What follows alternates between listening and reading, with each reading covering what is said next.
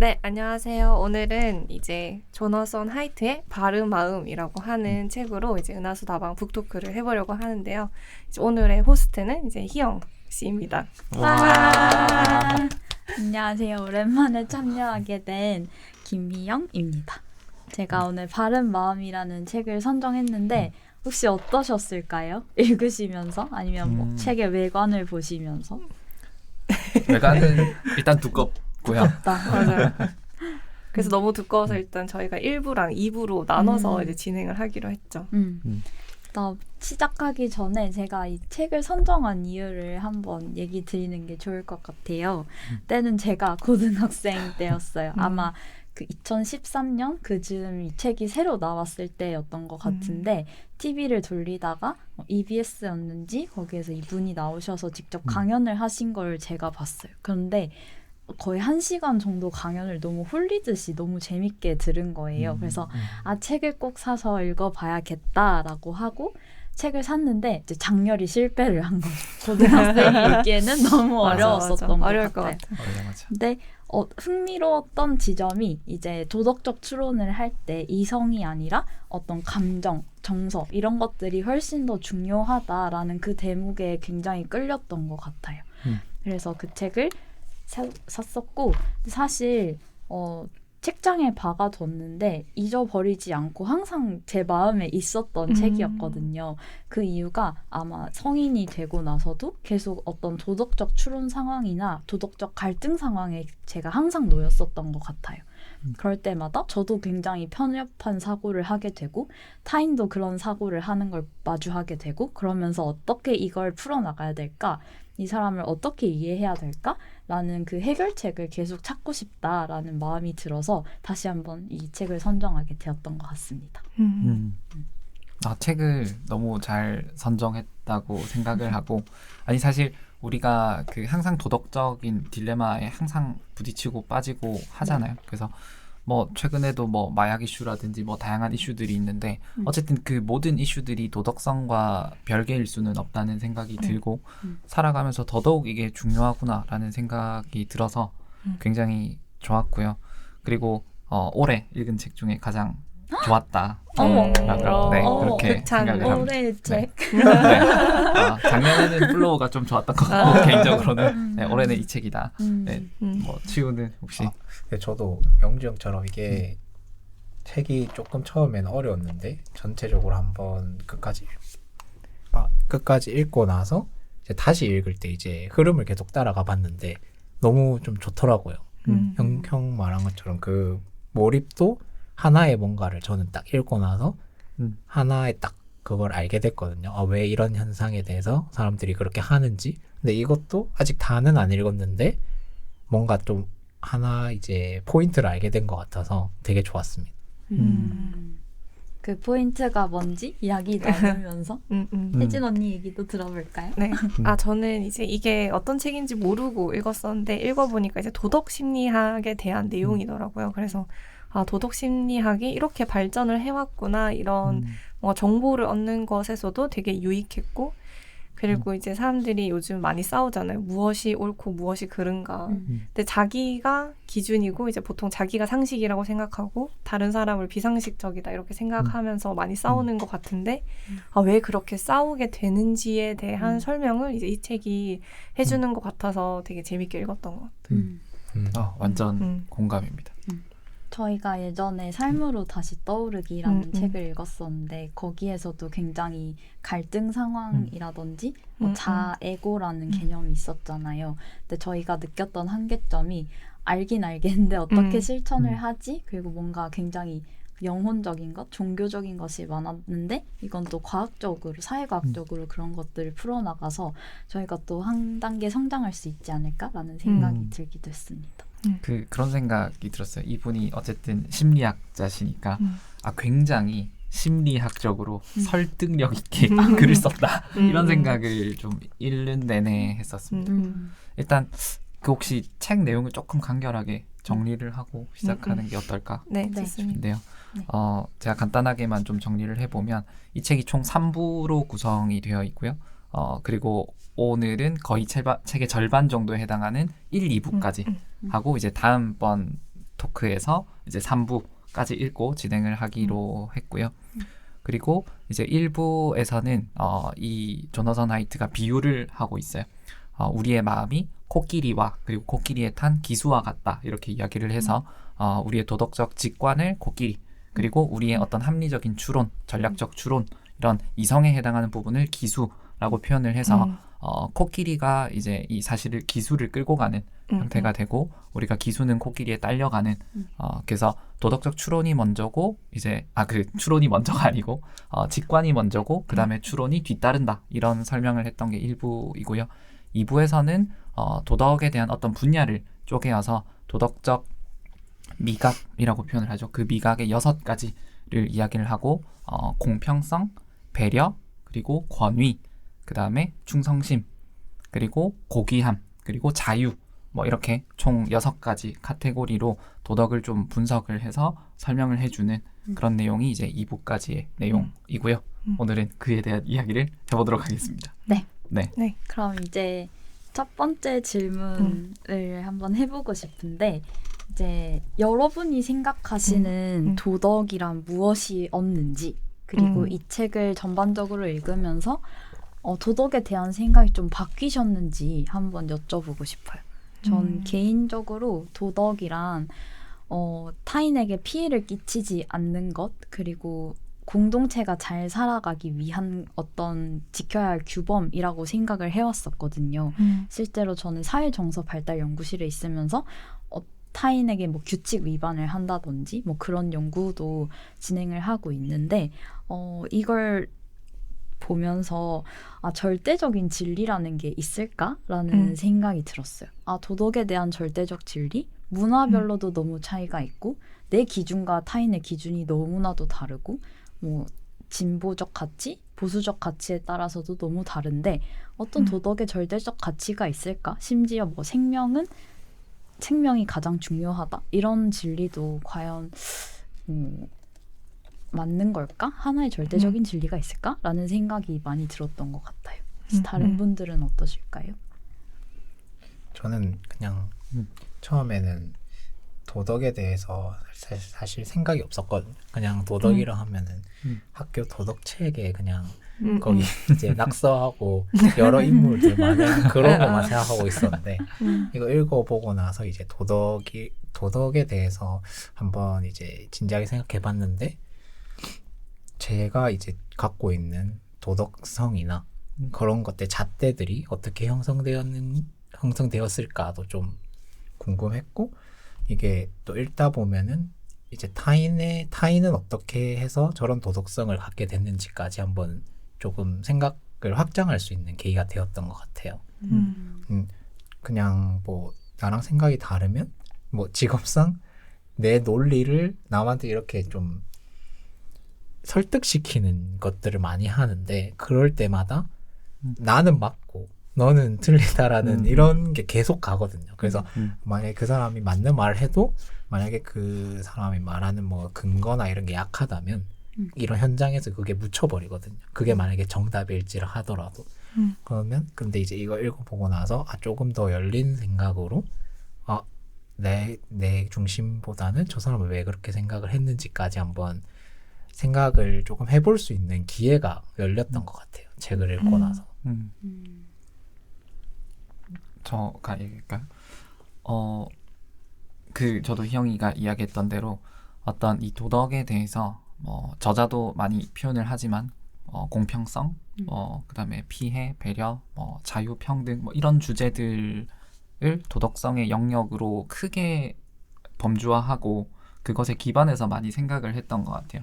근데 그 정의란 무엇인가 해서 마이클 샌델이 추구하는 관점과 이 조너선 하이트의 관점이 굉장히 유사하다고 생각을 하는데요.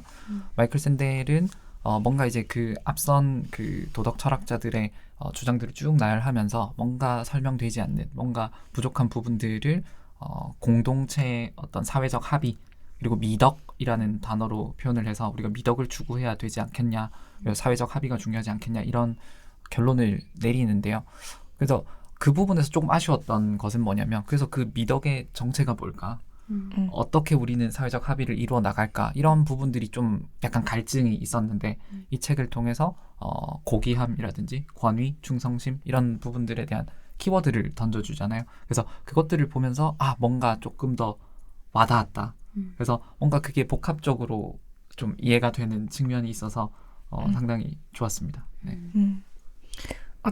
저도 이제 치우처럼 그 도덕, 그 윤리 시간에서 배우는 건 여기서 비판하는 그런 추론에 대한 얘기잖아. 도덕적 추론을 이제 내려서 이게 어떻게 도덕적이냐 아니냐를 그냥 학습하는 거였는데 그래서 근데 이제 심리학을 배우면서 약간 변했던 건 뭔가 약간 사회적인 규칙을 배우면서 옳고 그름에 대해서 어떤 게 형성되고 그걸로 이제 상대방과 상호작용하면서 나는 이게 옳다고 배웠는데 상대방은 좀 아니네?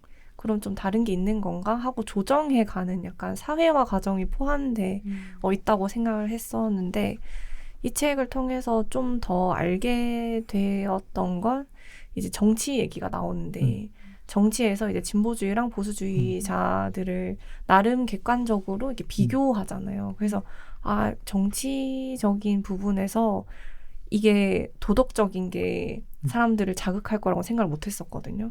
근데 이런 정치적인 선전에서 사람들이 이게 옳다라고 여기는 걸 자극을 해줘야 하고 그런 방향으로 사람들이 내가 옳다고 생각하는 걸 정치자도 옳다고 생각을 하네? 그러니까 저기에 투표를 해야지라고 생각한다고는 생각 못 했었는데 그런 부분은 되게 좀 새로웠던 것 같아요. 그래서 그런 시각 때문에 제가 느꼈던 게 뭐냐면 우리가 어떤 글들을 보면 되게 바이럴한 글들이 있잖아요. 막 계속 그 사람들이 더 이렇게 공유하고 싶어지는 그런 부분들을 보면 다 도덕성 기반의 무언가를 건드리고 있구나 하는 거를 이 책을 읽으면서 좀 깨닫게 됐던 측면이 있습니다. 실제로 그 인스타그램의 마케팅도 릴스를 만든다거나 컨텐츠를 만들 때 이제 가장 노출 효과가 많은 상위 5개가 중에 하나가 이게 반반이 갈리는, 그러니까 도덕적 의견이 반반이 갈리는 게 사람들의 그 이목을 확 집중시킨다고 해요.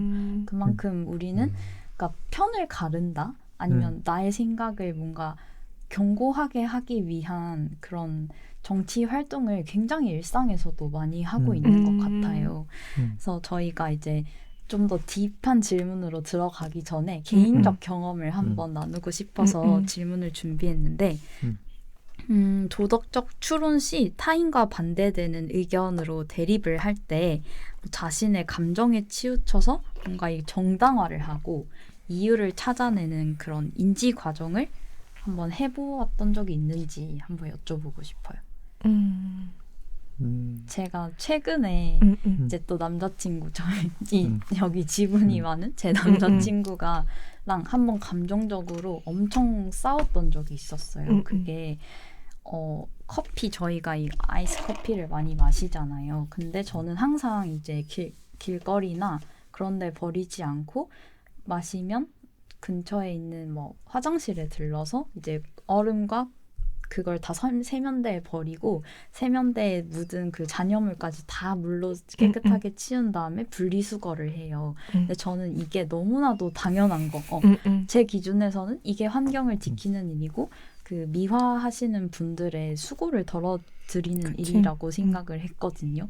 근데 이제 남자친구가 그냥 이제 얼음만 남은 거를 그냥 쓰레기통에 버리려고 하는 거예요. 그래서 그것 때문에 이제 저 입장에서는 너무 이해가 안 되는 거예요. 이걸 왜 그냥 버려? 이러니까 막 이제 그때부터 이제 완전 다른 입장에서 그냥 자기 논리만 막 펼치는 거예요. 저는 이제 막 제 논리를 펼치고 남자친구는 이게 오히려 미화원들을 생각하는 일이다. 어차피 얼음은 기화되는 거고 이제 나도 이해가 안 가지.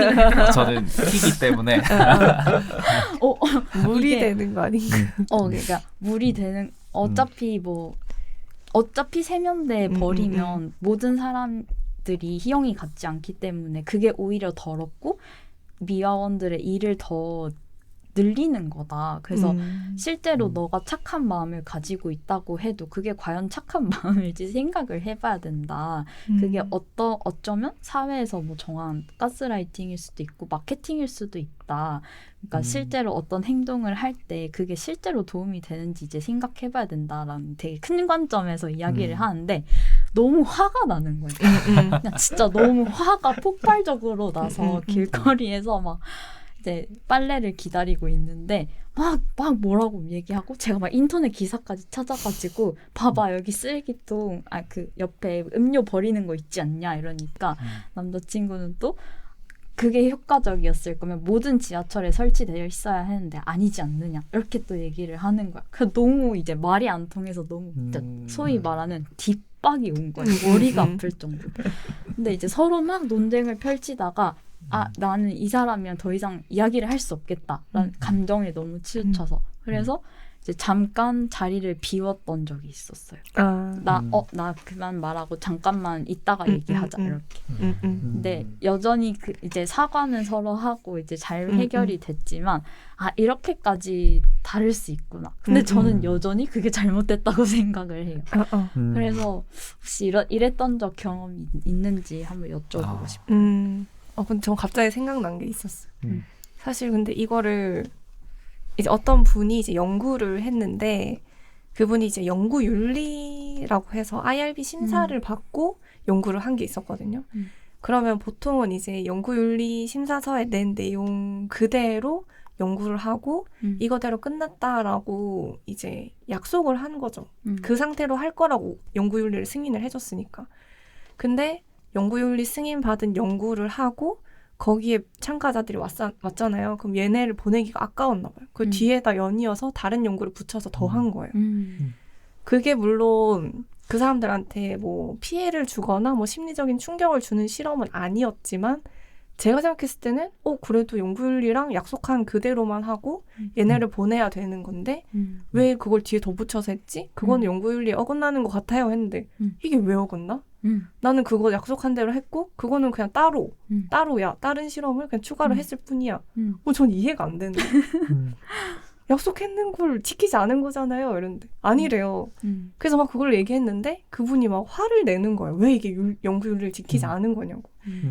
근데 이제 이렇게 되면 이제 저는 더 이상 얘기하면 안 되겠구나 생각하고 그래요 그럼 이러고 넘어가거든요. 그 랄랄 그 컨텐츠 중에 그런 거 있잖아요. 그러세요 그럼 이게 저는 좀 약간 좋다고 생각했어요. 그냥 좀 얘기하다 안 돼요. 그러세요 그럼 이렇게 하고 넘어가는 게 좋은데 어쨌든 그때 조금 놀랐어요. 나도 뭐 내가 도덕적인 추론으로 이거를 설명하고 있는 건가? 근데 상대방도 그렇게 했던 것 같고 어쨌든 그렇게 했던 것 같은데 아직도 그런 부분은 좀 그러세요 그럼으로 끝났지만 용인하기는 힘든 것 같아요. 마음속에서. 왜냐하면 나한테 너무 그 옳고 그름이 정해져 있으니까. 그런 경험들이 있는 것 같아요. 그 코끼리끼리 부딪힌 거고 그리고 이제 어차피 이 코끼리를 설득할 수 없으니까 맞아, 그러세요 맞아. 그럼 맞아. 이렇게 되는 것 같아요. 치우는 저도 갑자기 생각이 났는데 최근에 이제 밤에 이제 택시를 친구랑 탈 일이 있었는데 택시 기사님한테 이제 저희 집에 이제 가달라고 했어요. 가달라고 하니까 기사님은 이제 내비를 안 쓰시더라고요. 자기만의 길이 있더라고요. 근데 저는 내비를 딱 보면은 그냥 이거 이렇게 가면 되는데 기사님 계속 뭐 이거 돌아서 가야 되고 유턴해서 가야 되고 막 그렇게 하시는 거예요. 그래서 그냥 기사님 뭐 원하시는 대로 가주세요라고 했어요. 그래서 막상 거의 도착했을 때 좌회전을 할 수 있는 길이었는데 기사님이 그냥 직진을 하시더라고요. 유턴을 하려고 저 위에 가서 그냥 그래서 제가 그냥 여기서 좌회전하면 되는데요 이러니까 좀 못 들은 척하면서 여기서 좌회전하면 뭐 안 좋다. 저서 유턴해야 된다. 막 이러시더라고요. 그런가? 그래가지고 바로 여기 들어가면 되는데 그래서 아무 말 안 했어요. 또 저는 이제 굳이 부딪혀봤자 뭐 좋지 않으니까. 그래서 내리고 나서 근데 저도 좀 기분이 좋진 않더라고요. 그냥 뭐 내비 따라가면 되는데 근데 이제 내리고 나서 이제 친구가 딱 말해주더라고요. 니 내리니까 엄청 욕하더라고요. 그러니까 길이 자기가 생각하는 자기가 옳다고 너무 확고하니까 저걸 안 보시나 아니면 외면하시는지 모르겠는데 그렇게 하시더라고요. 그런 딱 경험이 생각이 났습니다. 그냥 어떤 인간의 그 본질적인 부분이 약간 그런 것 같아요. 자기 방어적인 측면이 확실히 있는 것 같고. 근데 그렇게 해서 이번엔 제가 좀 이해가 안 되는 부분이었는데 또 직장에서는 제가 오히려 저를 방어하는 부분이 있더라고요. 뭐를 이제 만약에 위에서 선임이 이렇게 하라 시켰는데 명확한 디렉션은 없었어요. 근데 제가 한 번 더 물어보면 되는데 그냥 이제 안 물어봤던 거죠. 그러다가 어떻게 듀 데이트에 잘못한 게 이제 드러났거든요. 원래 했던 거랑 조금 다르게 됐고 명확한 게 없었다면 그냥 어떻게 보면 죄송합니다 고치겠습니다 하면 되는데 제가 근데 이게 명확한 디렉션도 없었고 해서 제가 물어볼라 했는데 제가 그거를 까먹었습니다라고 하더라고요. 그러니까 저는 이거를 몰랐는데 그 옆에서 듣고 있던 이제 다른 선임분이 그냥 죄송하다 하면 되지 뭐 그거를 뭔가 스무스하게 너는 잘못 안 했고 네 잘못이다 잘못을 넘기는 것처럼 얘기를 하냐라고 하시더라고요. 뭔가 나도 모르게 그쵸. 이렇게 방어적이게 팍 되는구나 싶더라고요. 그런 건 이제 누구나 좀 있는 것 같아요. 그래서 내 잘못을 인정하기가 사실 힘드니까 더 그런 도덕적인 특히 추론에서 맞붙을 때는 더 강하게 대응하게 되는 것 같아요. 그 약간 그런 것 같아요. 그 이 책에서도 평판이 중요하다 이렇게 이야기를 하니까 결국은 누군가에게 설명을 해야 되고 그게 기수의 역할이잖아요. 그래서 자기를 변호하기 위해서 기수가 막 이렇게 설명하고 말하고 하는 그 과정에서 다른 사람들을 자기 편으로 끌어들이고 싶고 뭐 그런 마음이 있는 것 같아요. 사실 저는 이 부분을 크게 인지하지 못하고 살다가 이제 이 책을 보면서 그 부분을 좀 인지하게 됐고 다들 사례를 얘기해 주셨으니까 저도 이제 좀 생각나는 사례를 얘기하면 저번에 한번 카톡으로는 공유를 했었는데 이게 제가 교직에 있다 보니 학교에 어떤 규칙들이 있죠. 그래서 그 규칙들 중에서 가장 이해가 안 되는 것 중에 하나를 꼽자면 아이들에게 슬리퍼를 신지 마라. 실내에서 이렇게 강조를 하고 뭐 특히나 뭐 바깥에 나가면 또 신지 마라. 뭐 이런 말도 하시고 그리고 선생님들이 가장 부글부글 이렇게 분노를 약간 느끼는 것 같아 보이는 포인트는 뭐냐면 맨발의 슬리퍼. 그러니까 그 맨발이 드러난다는 거에 대한 대단한 불쾌감을 가지고 계시더라고요. 근데 사실 저는 그 부분이 이해가 안 됐어요. 이 규칙이 왜 필요하지? 그래서 이제 그 규칙에 대해서 선생님들의 설명을 들어보면 기본적으로 이런 거예요. 미끄러우니까 다칠 수 있으니까. 그게 이제 선생님들의 논리예요. 근데 이게 아주 명확하게 도덕적 직관이 먼저 있었고 추론이 그 뒤에 따라 붙어서 이거를 어떻게든 보강하고 싶은 논리를 갖다 붙이는 거라고 생각하거든요. 근데 사실 생각해보면 뭐 우리 다 성인이니까 슬리퍼 신고 다니잖아요. 그리고 슬리퍼 신고 다녀서 넘어집니까? 안 넘어지잖아요. 그리고 뭐 슬리퍼가 미끄러우면 다른 신발들도 다 미끄러울 수 있는 거고 뭐 오히려 뭐 캔버스 같은 게 더 미끄러울 수도 있는 거고 그리고 요새 슬리퍼 얼마나 잘 나오나요? 안 미끄럽게 잘 나오잖아요. 그러니까 그런 걸 떠나 그냥 그런 것들을 우리가 생각해 봤을 때 실제로 우리가 그 논리를 가지고 이 규칙을 정당화할 수는 없겠다 라는 생각이 들고 그럼 이제 또 한 가지 제가 드는 생각은 그러면 왜 양말이 아니고 맨발일 때 더 우리가 불쾌감을 느낄까? 그리고 어떤 슬리퍼에 대한 정의를 내릴 때 그 슬리퍼가 크록스와 슬리퍼가 달라요. 뭐가 다르냐? 크록스는 양말이 앞에서 안 보여요. 그러니까 발가락 부분에 해당하는 그 양말이 안 보여요. 근데 발가락 부분에 해당하는 양말이 보이는 슬리퍼. 그거에 대한 불쾌감이 있는 거거든요. 그리고 심지어 그게 맨발이야. 더 불쾌. 그러니까 근데 그거에 대해서 설명하지 못해요. 그럼 이제 사실 그 이상한 표현들이 붙을 수밖에 없는 거죠. 이게 발가락을 보호할 수 있지 않느냐. 그러니까 그런 이상한 논리들이 계속 붙게 되는 그런 장면들을 보면서 계속 이해가 안 됐던 거예요. 그래서 그러니까 저도 이해가 왜 안 됐냐라고 생각해 보면 저도 어떤 이 뭐 공평성, 배려와 피해 뭐 이런 관점에서만 바라본 거고 그리고 자유의 측면으로 봤을 때 왜 아이들의 자유를 박해하느냐 이게 저의 관점이어서 저는 그 규칙에 반대하는 편이거든요. 근데 선생님들은 이제 이 책에서 말하는 바를 생각해 보니 어떤 그 오염에 대한 그 회피, 그러니까 말하자면 고귀함 그 부분에 대한 큰 포인트를 두시는 것 같다고 생각을 했어요. 그리고 어떤 이게 그 또 규칙을 지켜야 되는 논리 중에 하나는 이게 규칙이니까 규칙을 지켜라 거든요. 사실 이렇게 규칙이 정해져 있으니까 지켜라 라는 게 사실 선생님들이 아주 많이 내세우는 논리예요. 근데 이제 그거는 말하자면 권위 그리고 충성심에 기반한 도덕성인 거잖아요. 그래서 이 부분이 이렇게 연결되는구나 하는 걸 많이 좀 배울 수 있었던 것 같습니다. 맞아. 네, 이런 건 좀 더 그러니까 뭔가 사회적으로, 문화적으로, 관습적으로 이게 별로야라는 걸 계속 학습해 오니까 그 이제 사회 안에서는 그럼 슬리퍼가 왜 불쾌하지라는 생각을 하기보다는 그렇게 되어 왔으니까 이건 불쾌해라고 인식되는 게 더 큰 것 같아요. 그래서 왜요? 하면은 이 책에서도 당황한다고 하잖아요. 왜냐면 당연하게 그냥 그래 왔으니까라고 생각했는데 갑자기 왜 해야 돼요? 라고 하면 이제 무언가 설명을 막 붙이려고 노력하는데 이제 원래는 없었으니까 듣기에는 논리적이진 않은데 이렇게 되는 것 같아요. 되게 비슷하면서도 재밌는 일화가 있는데 저는 그러니까 실내화를 신잖아요. 초등학생 때 그 신발 같은 거. 근데 저 초등학교 4학년 선생님께서 되게 나이가 많으신 여자 선생님이셨는데 그 슬리퍼를 질질 끄는 거 있죠. 그거를 너무 싫어하셨어요. 그래서 그거를 하지 말라고 되게 혼이 많이 났었어요. 반 전체 아이들이. 근데 그 습관이 저한테 아직도 있어서 제 친구들이 그런 거를 할 때 너무 불안한 거예요. 불안하고 죄책감이 들고 신경이 너무 쓰이는 거예요. 맞아.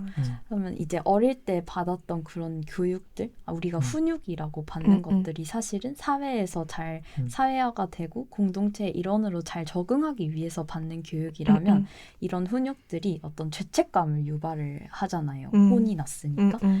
실제로 이 죄책감이 도덕성과 굉장히 연관이 있다고 해요. 그래서 죄책감이 이 도덕적 감정이나 신사회적 행동, 그러니까 타인을 배려하는 행동으로 많이 이어진다고도 하더라고요. 그래서 되게 재밌는 관점인 것 같아요. 뭔가 사실 실내화 질질 끌 수 있잖아요. 그게 뭐 그렇게 큰 피해가 되는 것도 아니고, 근데 이제 뭔가 그런 걸 교정하기 위해서 죄책감을 불러일으키는 교육. 과연 괜찮은가? 맞아. 그거에 대해서 생각을 해보면 일단 이제 우리는 기수로서 한번 변호를 해보면 일단 그 질질 끄는 것의 소음이 굉장히 이제 불쾌한 소음이 발생을 하는 측면이 있는 것 같고요. 근데 사실 그것만으로 우리가 피해라고 하기에는 조금 물리적인 피해가 아니니까 좀 어려운데 그냥 불쾌한 것 같아요. 그냥 봤을 때. 근데 이게 왜 불쾌하냐라고 물어보면 사실 할 말이 없어요. 근데 누군가는 그것을 불쾌해하고 누군가는 아무렇지 않은 것이죠. 그래서 뭔가 이제 이 책을 읽으면서 그 생각을 했어요. 내가 누군가에게 불쾌감을 유발한다면 그게 상대에게 피해를 주지 않았다고 하더라도, 물리적인 피해를 주지 않았다고 하더라도 이게 뭔가 도덕적으로 이제 높은 도덕성이라고 보기에는 어렵겠다. 그러니까 상대방에게 불쾌감을 주지 않는 거, 혐오감, 혐오감이라는 단어를 많이 쓰죠. 이 책에서 구토감이라는 단어도 쓰지만 그런 것들을 주지 않는 거. 근데 이제 그게 왜 불쾌감을 주느냐 하는 건 문화권마다 다를 것 같고, 그래서 상대적으로 우리 세대에서는 그렇다고 하더라도 불쾌함을 느끼지 않는 것 같아요. 근데 어른 세대에서는 그런 것들에 대한 불쾌감을, 예를 들면 다리 떠는 거 똑같잖아요. 근데 다리 떠는 것도 물론 피해를 주기도 해요. 왜냐면 이렇게 다리를 막 떨면 그 뭔가 이렇게 우리가 의자 같은 것들이 찌그덕찌그덕 하는 소리도 있을 거고, 그리고 진동이 막 전달될 때도 있잖아요. 그러니까 그건 실질적인 피해를 주는 거지만 그게 아니고 그냥 저 멀리서 다리 떨고 있는 사람을 보더라도 뭔가 우리는 피하고 싶은 느낌이 들잖아요. 근데 그게 이런 생각이 들어요. 그러니까 갑자기 드는 생각이 뭔가 발을 끈다, 그리고 다리를 떤다 라는 행동 자체가 뭔가 굉장히 건강한 사람은 그러지 않을 것 같은 이미지가 있어요. 그러니까 아주 정자세로 모델들이 워킹하는 걸 봤을 때 우린 에너지를 느끼잖아요. 근데 질질 끌면서 가는 건 에너제틱하지 않잖아요. 그리고 다리를 막 떠는 건 어쨌든 그 우리가 경련을 일으킬 때 몸을 부르르 떨잖아요. 그러니까 건강한 상태가 아닌 것으로 우리는 사실 본능적으로 알고 있잖아요. 근데 그 장면을 딱 봤을 때 우린 당연히 좀 불쾌감을 느낄 수 있지 않을까. 이런 생각이 들어서 어떤 그 도덕성의 잣대를 타인에게 불쾌감을 유발하지 않는 것까지도 뭐 끌어올릴 수 있지 않을까. 뭐 이런 생각이 좀 들었습니다. 근데 이건 약간 학습되는 게 있는 것 같아요. 다리 떠는 게 저도 사실 처음엔 옛날에는 이제 선생님들이 다리 떨지 마, 산만해서 그래 이런 식으로 하니까 옛날에 뭐 제가 다리 떨었는지는 기억 안 나지만 어쨌든 다리를 안 떨고 우리도 다 아무도 다리 안 떨잖아요. 그래서 저는 이제 약간 4년제 대학에 가고 뭔가 이렇게 곧 중고등학교 때 선생님 말을 잘 들었던 사람들은 대부분 다리를 안 떠는 것 같아요. 제가 그냥 봤을 때는. 근데 그렇지 않은 사람들은 다리를 떠는 경우가 많은 것 같고 근데 처음에는 옛날에는 그게 불쾌하다고 생각을 했었거든요. 근데 지금은 다리를 떠는 걸 봐도 몰입을 읽고 나서 그런지 그냥 저 사람이 이제 저걸 자동화해서 몰입하는 방식인가? 라는 생각이 그냥 들 때도 있고 그냥 그걸 용인하게 됐는데 그런 생각을 하게 된 또 다른 이유는 저희 엄마가 이제 이게 막 그 식탁 예절 교육을 할 때 제 동생이 김치에 고춧가루가 너무 많이 묻어 있으면 밑에 있는 배추김치에 이렇게 묻히고 그러니까 고춧가루를 더 넣은 거죠. 그리고 먹었거든요. 그냥 엄마가 혼내는 거예요. 그렇게 하면 다른 사람한테 불쾌감을 줄 수 있으니까 그렇게 하지 마. 근데 이제 그러고 나서 제가 어떤 남자친구를 사귀었었는데 남자친구가 똑같이 그렇게 하는 거예요. 그래서 제가 남자친구한테 그렇게 하지 마 이랬거든요. 남자친구가 되게 기분 나빠하는 거예요. 이게 왜 나쁜 거냐고.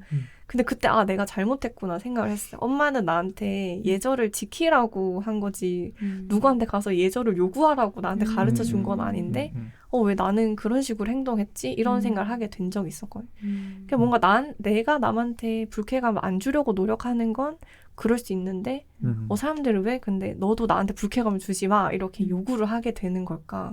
그것도 좀 신기한 마음이라고는 생각이 들었어요.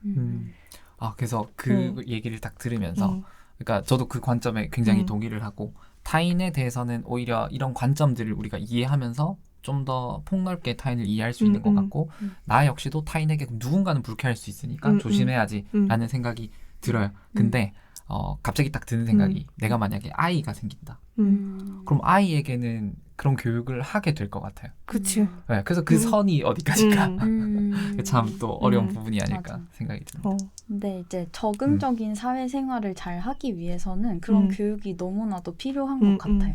근데 좀 들으면서 재밌는 관점이 생겼는데 어쨌든 그런 불쾌감도 어떤 사람은 영주 오빠가 어떤 사람은 그걸 강렬하게 받아들이고 어떤 사람은 무던하게 받아들이잖아요. 그러면 개인의 민감성에 또 차이가 있지 않을까라는 생각이 들었어요. 그러니까 저는 둔감함과 민감함의 사이에 있는 사람인데 실제로 그 테스트를 해봤을 때 근데 사람마다 민감한 게 다르잖아요. 저는 소음에 약간 취약해요. 그래서 한번 이제 고등학생 때 공부를 하는데 그 아파트 밖에서 놀이터에서 들리는 소리가 너무 막 자극이 되고 불안해서 막 펑펑 울었던 적이 있어요. 그러니까 스트레스. 그리고 또 제가 하나 느끼는 게 저는 밥 먹을 때 그 쩝쩝거리는 거를 너무 싫어하거든요. 그래서 저희 부모님한테 맨날 뭐라고 해요. 막 그렇게 하면 안 돼. 막 그렇게 하면 뭔가 사람이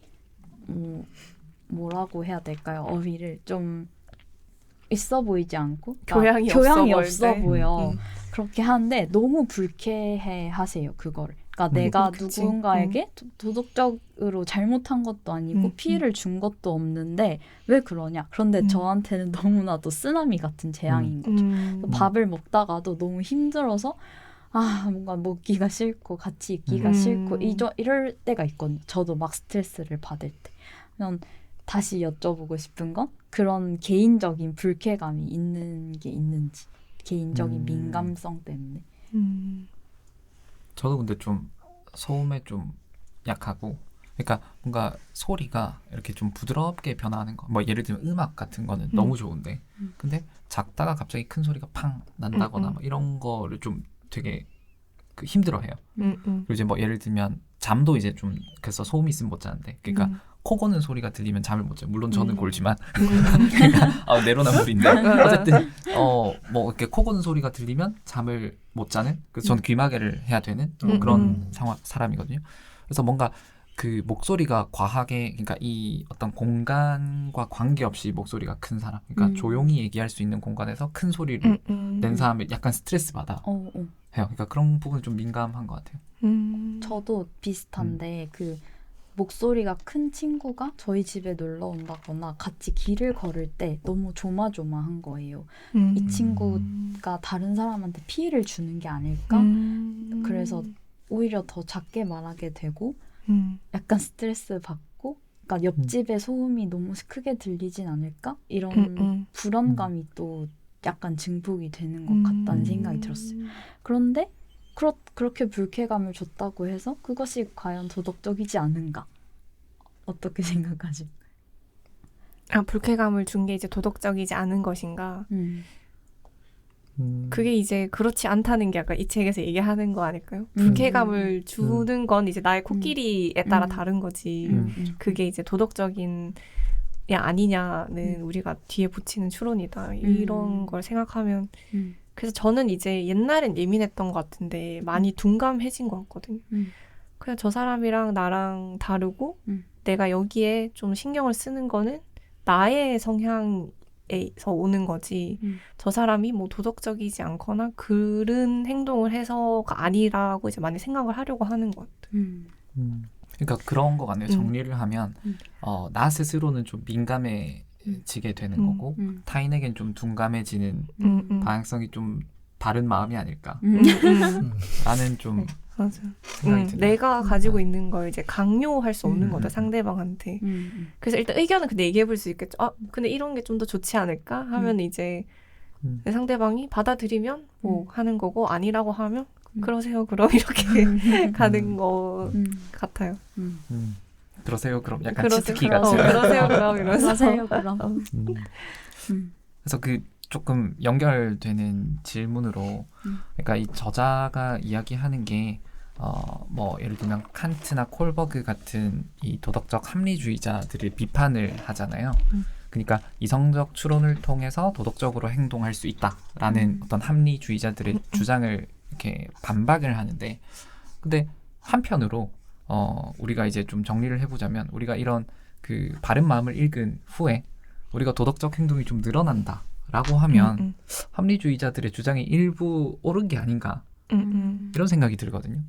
저는 좀 더 도덕적인 사람이 될 수 있다고 생각을 하고 될 것 같다는 약간 막연한 믿음이 있는데 아직 시간이 좀 지나가봐야 되겠지만 그래서 어떻게 생각하는지 궁금합니다.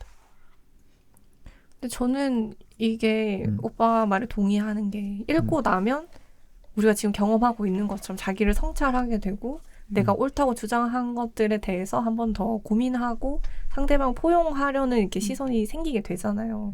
그러니까 당연히 이런 논리적인 접근으로 이제 기수가 코끼리를 잘 어루만지게 좀 더 도와주는 거죠. 그런 걸로 더 바른 마음으로 갈 수 있지 않냐라는 생각이 드는 것 같아요.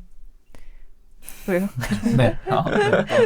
근데 저는 이게 이 관점이랑 또 다른 관점도 있잖아요. 그러니까 뭐 일단 사회 틀 안에서 주어졌고 뭐 사회 안에서 이제 학습한다는 관점이랑 뭐 합리주의자의 관점, 저는 두 개가 기억이 나는데 읽으면서 처음에는 합리주의자가 맞다고 생각했어요. 왜냐면 그냥 조금 뭐 저도 이렇게 이런 거 하고 나면 생각하고 하니까 조금 뭔가 내 잘났다 이런 마음이 있었나 봐요. 근데 생각해 보면 뒤에 이제 사회 이런 것들을 읽어보면은 일단은 내가 속한 사회에서 거기서 이제 통용되고 있는 도덕이 나한테 주어지고 내가 자라면서 나만의 필터가 생기면서 그거를 걸러서 내 것으로 받아들인다고 생각이 들거든요.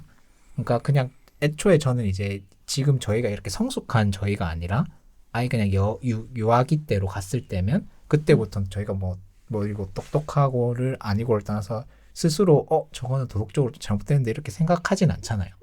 일단은 뭔가 그 상황이 주어지고 나서 자라면서 자기의 생각이 생기면서 이거는 아니지 않나 라고 조금 저는 그게 도덕성이 이제 만들어진다고 생각을 해서 합리주의자보다는 좀 이제 먼저 사회에서 주어진 그게 더 맞다고 생각을 했어요.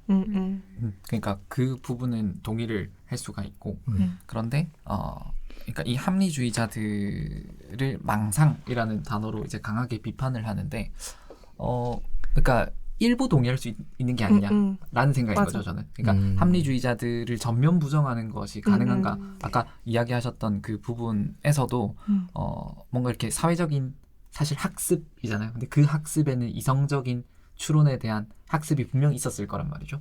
교육의 과정이 있었을 테니까. 그럼 이제 그게 도덕성을 증진시키는 뭐 역할을 했을 텐데 그럼 합리주의자들의 주장을 전면 부정할 수 있느냐 그런 생각이 들었습니다.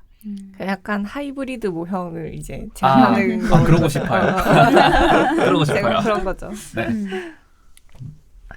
그러니까 지금 제가 도덕성에 대해서 조금 더 알게 된 이 바른 마음을 통해서 이 부분들이 저의 도덕성을 증진시킬 수 있다고 생각을 하는 게 아까 이야기했던 대로 타인에 대해서 더 이해할 수 있는 폭이 훨씬 넓어지는 부분이 있었고 그리고 반면에 내가 이런 부분을 또 조심해야 되겠구나라는 것도 훨씬 더 폭넓어졌단 말이죠. 근데 이거는 사실은 대단히 합리적인 추론 그리고 대단히 이성적인 과정이었단 말이에요. 맞아. 책을 통해서 봤기 때문에. 그래서 이것을 통해서 나의 행동이 변화한다라고 하면 당연히 저는 그러니까 사실 이 저자도 우리에게 좀 더 도덕성을 증진시키고 싶어하는 어떤 목적성 아래에서 글을 썼을 거란 말이죠. 그럼 만약에 합리주의자의 주장이 완전히 틀렸다면 조너선 하이트가 이 책을 쓸 이유가 없는 거죠.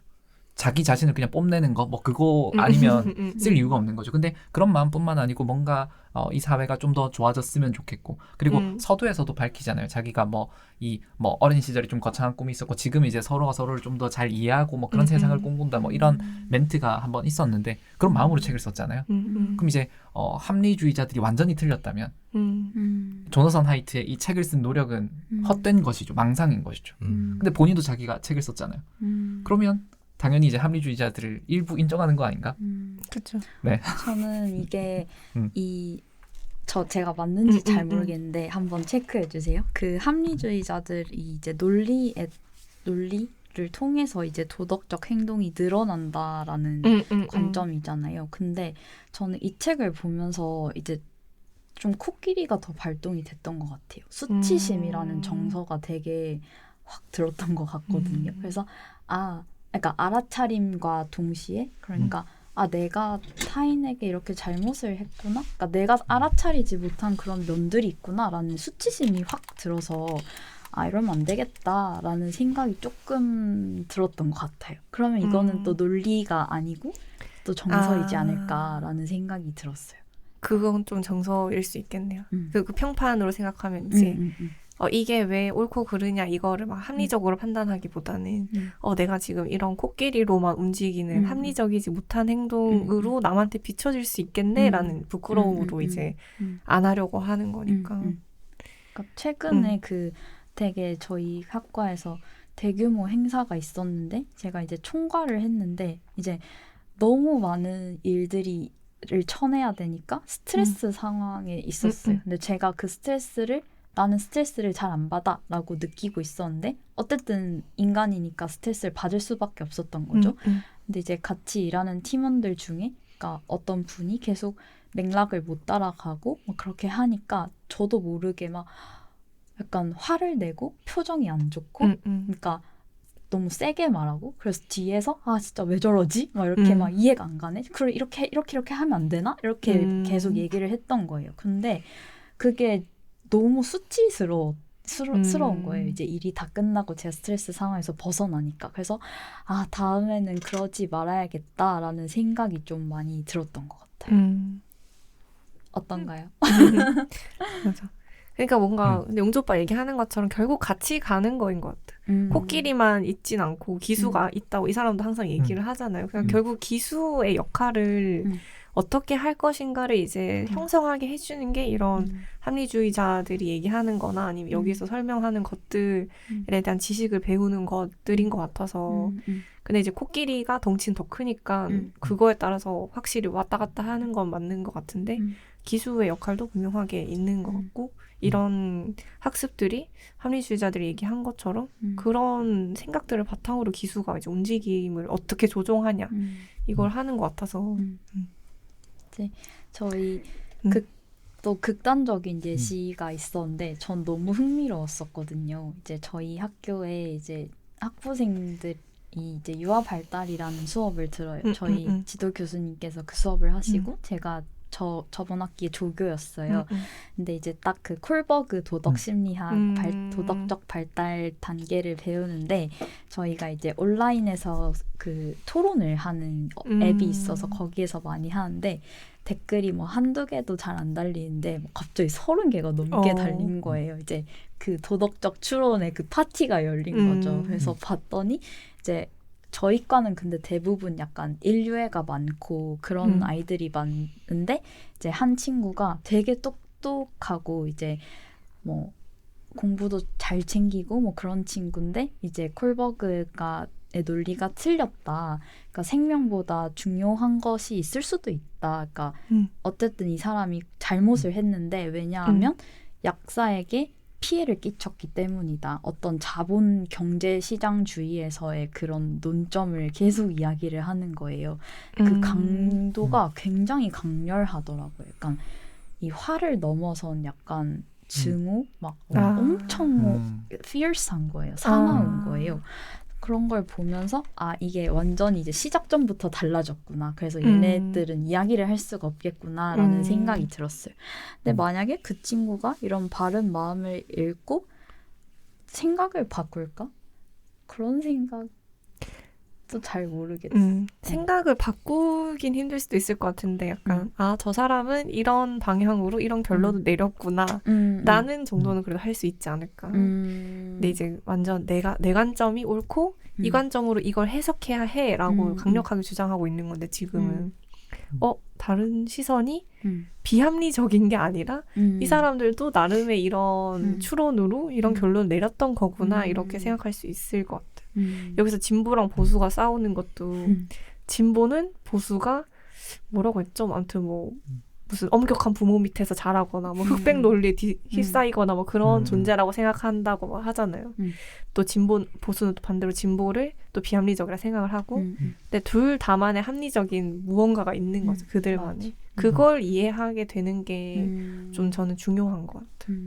그럼 그런 것을 이해하는 것도 도덕적 행동이라고 행동은 아니지만 도덕적 감정 이해하는 게 도덕적 행동으로 연결될 수 있지 않을까 뭐 저는 그런 생각이었고 그 질문하고 싶은 게 아까 수치심을 느꼈다고 했는데 그 수치심의 정체가 뭐였어요? 좀 더 구체화해보자면 그러니까 일단 평판도 있었던 것 같아요. 이 좁은 사회 안에서 내가 이렇게 막 징징거리고 누군가를 욕하고 뭔가 협업을 못했던 것에 대한 수치심 그리고 타인의 그 사회적 평판으로 그리고 나도 완벽한 인간이 아닌데 타인을 너무 배려하지 못하고 공격을 했구나 이런 수치심이 많이 들었던 것 같아요. 그러니까 결국은 자기 반성을 한 거잖아요.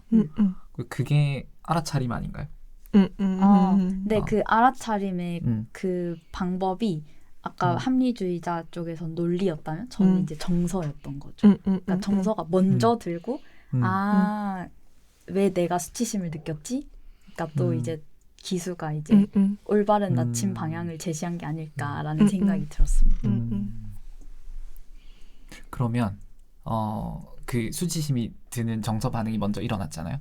일어나고 그 다음에 내가 만약에 이 책을 읽지 않았다면 어떤 이성적인 해석을 잘 하기 어려웠을 수 있잖아요. 그럼 이제 그 기수의 해석이 지금은 뒤따랐고 이해하고 있잖아요. 그러면 그것이 뭔가 나의 앞으로의 영향을 주지 않을까요? 아, 이 책이요? 네, 네 당연하죠. 그러면 그 조금 더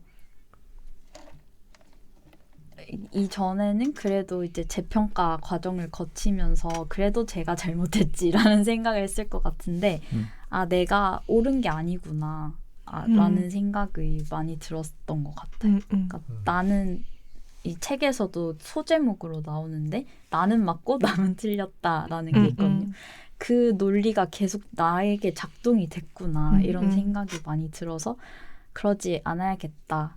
좀 줄여봐야겠다, 노력을 해봐야겠다 이런 생각 많이 들었던 것 같아요. 맞아. 네, 뭐 질문이 사실 굉장히 많은데 네. 어떤 질문을 좀 해볼까요? 근데 그 갑자기 하나 생각난 게 있는데 자유롭게 여기 하시죠. 질문은 네. 안 들어가 있는데 네. 갑자기 궁금한 점이 저희가 이제 책을 이런 뭐죠 마음의 책이나 아니면 이제 음. 뭐 상담을 하다 보면 어떤 것에 대해서 봤을 때 내 마음이 불쾌하거나 이러면 아 저게 내 마음 속에 결핍이 있기 때문에 저것이 불쾌하다고 보인다고 책이나 아니면 이제 상담하면 이제 교수님이 그렇게 말씀하시더라고요. 저거는 내 마음에 걸리는 게 있다면 뭔가 내 안에 저게 부족한 부분인데 남은 전혀 그런 걸 생각하지 않고 저걸 하네? 라는 그런 식으로 말씀해 주시더라고요.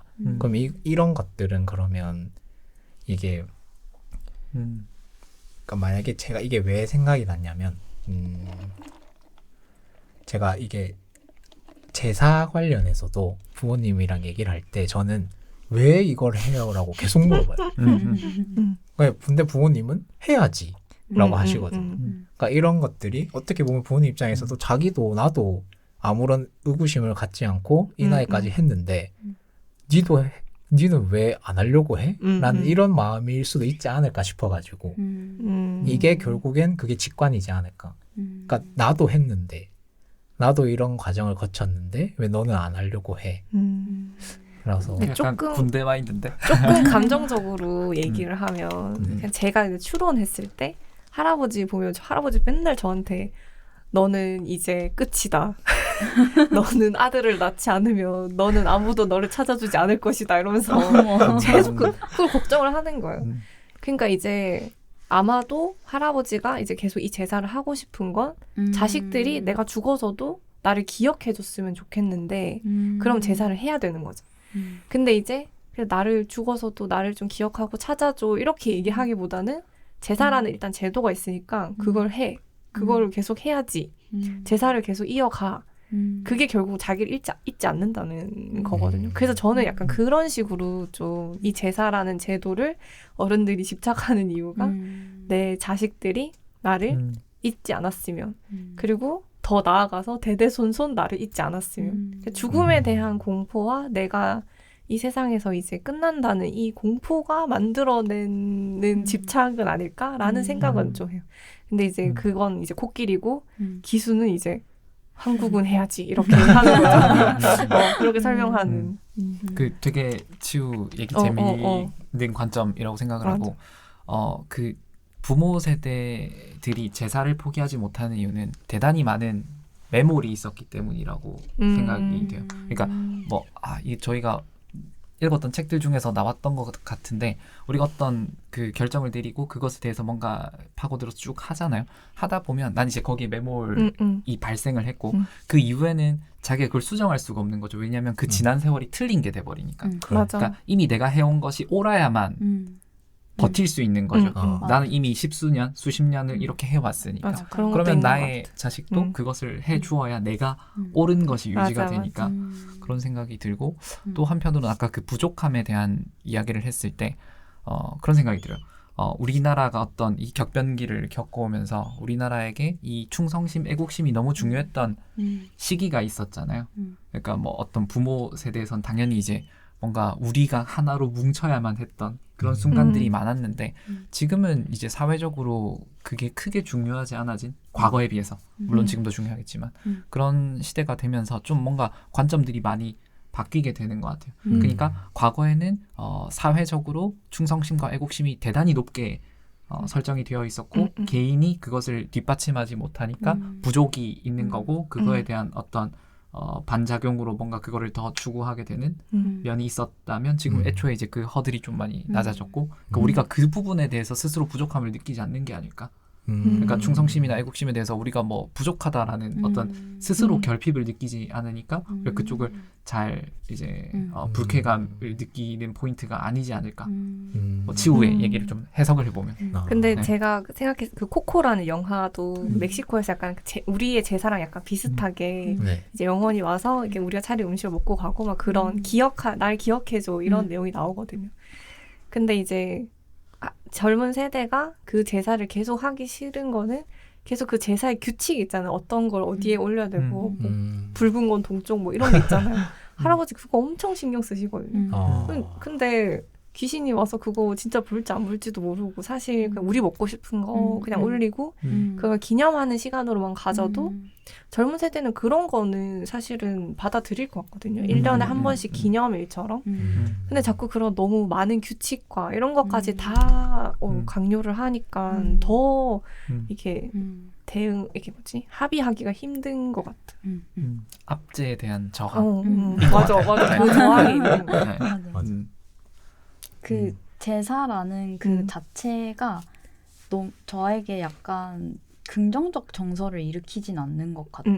그러니까 제가 항상 느꼈던 게 불편했던 게 막 너무 경직되고 너무 갑자기 어른들이 그 시간이 되면 예민해지고 갑자기 예절을 차려야 되고 또 여자들은 뒤에 있어야 되고 막 이런 것들이 약간 되게 불편했던 것 같아요. 근데 오히려 그게 긍정적 정서를 많이 일으키는 뭐 재밌는 파티 같은 시간이 된다면 오히려 많이 할 수도 있지 않을까라는 생각이 들었어요. 그러니까 지금 또 말해서 생각이 난 건데 대단히 권위적인 그 의식이잖아요. 그러니까 뭐 나이 서열을 아주 명확하게 줄을 눈에 보이는 줄을 세워버리고 남녀를 갈라버리고 그러니까 일단 그 어떤 권위를 대단히 내세운다라는 측면에서 당연히 이제 우리의 코끼리가 틀어질 수밖에 없는 부분이 있는 것 같고 그리고 아까 이야기했던 뭔가 규칙이라고 하는 게 너무 타이트하게 있으니까 우리가 너무 억압받는 느낌이 있는 것 같아요. 그래서 그런 면들이 좀 젊은 세대들이 싫어하는 이유가 아닐까. 맞아. 근데 그게 합리적으로 설명이 안 되니까. 맞아. 설명이 안 돼. 조상덕을 무슨 덕을 본다는 맞아. 조상덕 봤으면 해외여행 갔지. 맞아. 그런 말까지 나오니까. 맞아. 그러니까 뭐 제사 안 지내서 막 이 그 자손들에게 피해를 끼칠 조상이면 그 뭐냐 그거 해야 된다. 구태해야 된다고. 맞아. 맞아. 뭐 그런 말이 있기도 했죠. 재밌네요. 자, 뭐 다양한 질문들이 많이 준비가 되어 있는데 맞아. 관련해서 그 14번 질문 보시면 네. 이제 슈웨더의 세 가지 윤리인 자율성의 원리, 공동체의 윤리, 신성함의 윤리가 있었어요. 여기에서 여러분들은 뭘 가장 중요시 하시는지 되게 궁금했었어요. 대부분 자율성이 아닐까 하는 생각이 조금 들기는 해요. 특히나 젊은 사람들은 어떻게 생각하십니까? 근데 저는 예전엔 자율성의 윤리였던 것 같은데 나이가 드니까 좀 더 공동체 윤리 쪽으로 가는 것 같다는 생각은 들어요. 신성함의 윤리는 일단 제가 종교가 없으니까 그거는 안 하는 것 같은데 계속 근데 이제 자율성을 중요시 했는데 이제 점점 이제 위로 올라가니까 공동체 윤리를 생각하게 되고 그래서 자꾸 거기서 이제 딜레마가 있는 것 같아요. 젊은 세대는 분명히 자율성을 원할 텐데 예를 들어 뭐 지도 교수님이 저한테 후배한테 시키래요. 근데 저는 그게 너무 부담스러운 거예요. 왜냐하면 젊은 세대는 합리적인 설명 없이는 따르고 싶지 않아 하잖아요. 근데 나한테 합리적인 설명이 없어. 그래서 되게 조심스럽고 근데 또 공동체를 생각했을 때는 이런 부분을 따라와줬으면 하는 게 있고 그걸 굉장히 이제 조율하는데 요즘은 조금 공동체 윤리 쪽으로 기운 부분이 있지 않나 이런 생각 들어요. 그 신성함의 윤리 측면에서 이게 어떤 종교적인 부분을 언급하는 건 아니라고 저는 생각해요. 물론 그것도 포함이 되겠지만 어떤 그 수직적 계열 자체를 중요하게 보는 것 같아요. 뭐 물론 그게 공동체 윤리랑도 물려 떨어져 있지만 뭔가 더 이제 상위의 어떤 존재가 있고 그러니까 말하자면 이런 거죠. 나보다 더 윗사람이 있고 그러니까 그 윗사람이 있다라는 인식 자체 그게 이제 이게 연결되는 부분인 것 같고 그리고 또 한 가지는 그냥 이 조너선 하이트의 표현으로는 고귀함 영역이 신성함이랑 매치가 되는 게 아닌가. 그러니까 그건 이제 그냥 오염을 피하고 싶은 반작용인 것이니까 이제 그런 측면인 것 같아요. 네. 저도 혜진 언니랑 비슷한데 되게 자율성의 원리. 그러니까 제가 밑에 있을 때는 난 진짜 너무 저 사람이 싫고 저 사람 시키는 거 너무 싫고 왜 저래? 근데 제가 이제 무언가를 시켜야 하는 입장이 된 게 이제 이 시스템이 잘 돌아야 되고 유지가 돼야 되고 이러려면 이제 누가 딱 거기 위치에 가서 그 역할을 잘 해줘야만 하는 그 관리자의 책임이 있으니까 공동체의 윤리가 저한테 더 중요해지더라고요. 그러니까 일을 할 때 갑자기 뭐 자기가 개인적인 일이 있어서 간다. 그런데 그게 나에게 합당하지 않다. 오히려 지금 공동체가 지금 위기에 처해 있는데 개인 행동을 한다? 이게 너무 약간 또 화가 나는 거예요. 화가 많네요, 저는. 네, 그런 생각이 들었고, 이걸 좀 넓혀서 본다면, 이제 저희가 이제 아이들을 교육하는 입장에서 자율성의 윤리 너무 중요하죠. 개인적인 것들.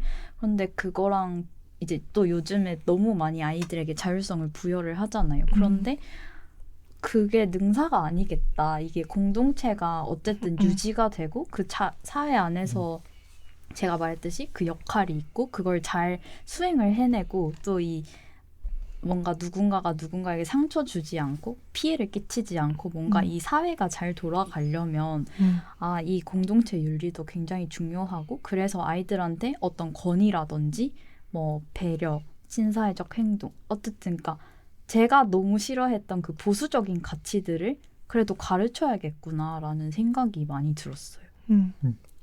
그래서 훈육이 너무 중요하겠다 이런 생각도 많이 들었어요. 근데 요즘은 훈육을 잘 안 하니까 이제 앞으로 10년 뒤가 어떻게 될지 사실 잘 예측이 안 가기도 한 것 같아요. 그 부분은 되게 공감이 돼요. 그러니까 자율성의 원리는 그냥 우리 사회에서 그냥 자연스럽게 학습하게 되는 것 같아요. 근데 공동체의 윤리는 좀 뭔가 의도하지 않고는 잘 이렇게 전달이 되지 않는 부분이 있어서 밥상머리 뭐 예절 교육 뭐 이런 표현처럼 좀 의도적인 교육을 해야 되는 것 같다는 생각이 들어요. 그러니까 예전에는 현대차를 사줘야 된다, 국산 제품을 사줘야 된다라는 그 말 자체가 무슨 저런 말이 있지? 내가 아이폰 사고 싶으면 아이폰 사는 거고 내가 외제차 사고 싶으면 사는 거 아닌가? 라고 생각했는데 이제 나이가 점점 들어가면서 이 국가에 대한 안전망, 그러니까 사회 안전망에 대한 생각을 많이 하다 보니까 우리나라 기업에 투자를 해주는 것도 정말 중요한 일이구나라는 걸 많이 느끼게 됐어요. 여전히 아이패드를 쓰지만 그런 인식이 조금 생기게 된 것 같아요. 맞아. 치우는 저는 이렇게 딱 보면서 보자마자 들었던 생각이 확실히 신성함의 윤리는 아니구나. 저는 무교라 가지고 전혀 그런 거를 이해를 못 하겠더라고요. 그리고 방금 이제 희영이 말 들으면서 또 생각이 든 게 원래 이제 저는 자율성의 윤리 저도 되게 중요하다고 생각하거든요. 근데 그게 딱 적용될 수 있는 상황이 있는 것 같아요. 사회생활을 할 때는 그냥 공동체 윤리를 하는 거고 근데 뭐 친한 사람이나 이런 데 있을 때는 자율성의 윤리를 해도 상관없지 않나라고 생각을 하거든요. 어차피 뭐 사회에서 만난 사람이라도 뭐 일적인 관계 아니면 서로의 스타일이 다르면은 결국에는 안 만나질 거라고 생각을 하거든요.